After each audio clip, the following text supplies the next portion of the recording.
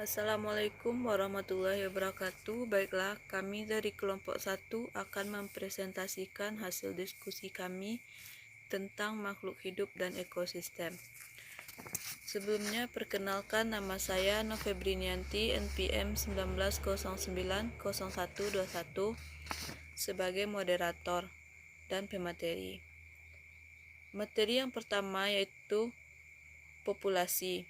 Populasi adalah sekelompok makhluk hidup dengan spesies yang sama yang hidup dalam suatu wilayah yang sama dan dalam kurun waktu yang sama pula. Adapun sifat-sifat yang dimiliki populasi antara lain, yang pertama kerapatan atau kepadatan. Kerapatan digunakan pada tumbuhan dan kepadatan digunakan pada manusia. Yang kedua, notalitas. Adanya kelahiran yang menyebabkan pertambahan jumlah individu. Yang ketiga yaitu mortalitas. Mortalitas adalah angka yang menunjukkan pengurangan individu per satuan waktu.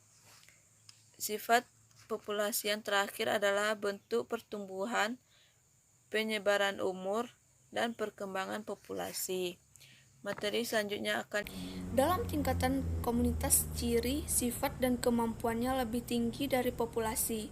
Misalnya, dalam hal interaksi. Dalam komunitas bisa terjadi interaksi antar populasi, tidak hanya antar individu, spesies, seperti pada populasi. Hubungan antar populasi ini menggambarkan berbagai keadaan, yaitu bisa saling menguntungkan sehingga terwujud suatu hubungan timbal balik yang positif bagi kedua belah pihak atau mutualisme. Sebaliknya, bisa juga terjadi hubungan salah satu pihak dirugikan atau parasitisme yang harus diperhatikan. Bila suatu komunitas sudah terbentuk, maka populasi-populasi yang ada haruslah hidup berdampingan atau bertetangga satu sama lainnya. Dalam biosistem, komunitas ini berasosiasi dengan komponen non-hidup atau abiotik membentuk suatu ekosistem. Itulah materi yang saya sampaikan. Saya akhiri. Wassalamualaikum warahmatullahi wabarakatuh.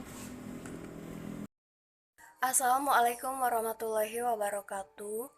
Baiklah, saya akan melanjutkan membacakan materi kami, yaitu berbagai bentuk ekosistem alami. 1. Ekosistem darat.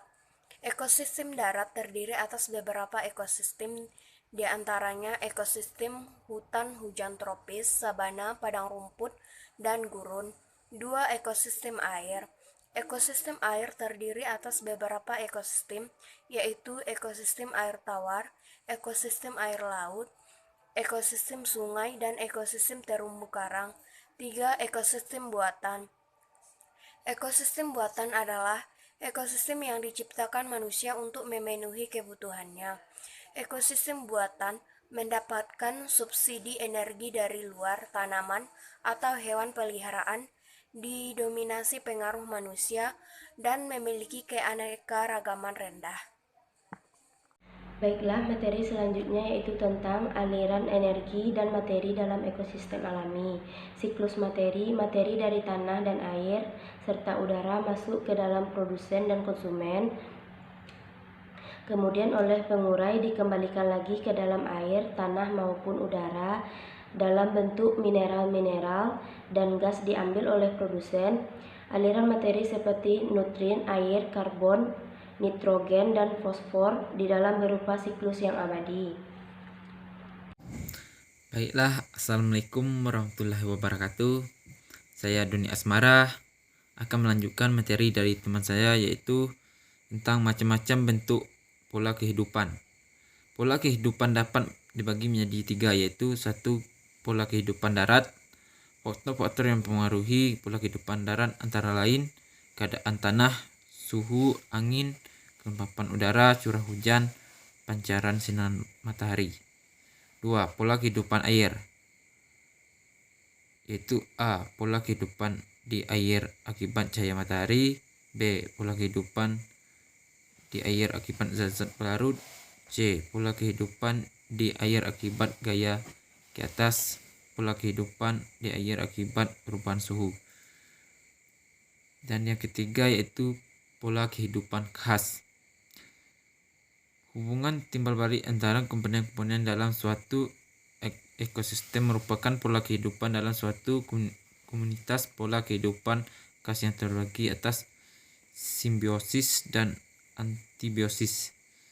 Simbiosis itu sendiri, simbiosis adalah cara hidup bersama antara dua makhluk hidup yang berbeda dalam hubungan erat.